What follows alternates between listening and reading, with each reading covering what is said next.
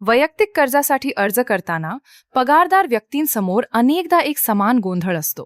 कमी मासिक हप्त्यासह दीर्घ कालावधी निवडायचा की जास्त मासिक हप्त्यासह कमी कालावधी निवडायचा? या निर्णयाचा थेट परिणाम मासिक रोख प्रवाहावर, एकूण देय व्याजावर आणि दीर्घकालीन आर्थिक स्थिरतेवर होतो. हे दोन्ही पर्याय नीट समजून घेतल्यास तुम्हाला एका सुरक्षित आणि हुशार कर्जदार बनण्याच्या निवडीसाठी मदत होऊ शकते. 1. दीर्घ कालावधी. कमी मासिक, हप्ता मासिक आर्थिक भार कमी होतो. रोजच्या खर्चासाठी आणि गुंतवणुकीसाठी उत्तम रोख प्रवाह मिळतो.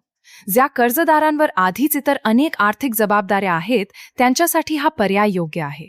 मात्र संपूर्ण कालावधीत एकूण भरले जाणारे व्याज जास्त असते. 2. कमी कालावधी. जास्त मासिक हप्ता कर्जाची परतफेड जलद गतीने होते.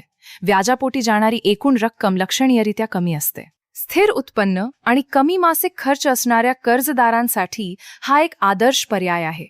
यासाठी शिस्तबद्ध बजेट आणि आर्थिक नियोजनाची आवश्यकता असते. 3. योग्य पर्याय कसा निवडावा? तुमचे उत्पन्न विरुद्ध तुमच्या मासिक जबाबदाऱ्या जसे की घरभाडे, बिले, बचत, विमा यांचे नीट विश्लेषण करा. वेगवेगळ्या कालावधीवर तुमची परवडण्याची क्षमता तपासण्यासाठी मासिक हप्ता मोजणी यंत्राच्या EMI कॅल्क्युलेटरचा वापर करा. जास्त मासिक हप्ता निवडण्यापूर्वी 3 ते 6 महिन्यांचा आपत्कालीन निधी बाजूला ठेवा. आर्थिक लवचिकतेसाठी कमी मासिक हप्त्याला प्राधान्य द्या किंवा कर्ज लवकर संपवण्यासाठी आणि व्याज वाचवण्यासाठी जास्त मासिक हप्ता निवडा. याचे कोणतेही एकच निश्चित उत्तर नाही. योग्य पर्याय हा तुमच्या आर्थिक सोयीवर, जोखीम क्षमतेवर आणि परतफेड करण्याच्या क्षमतेवर अवलंबून असतो.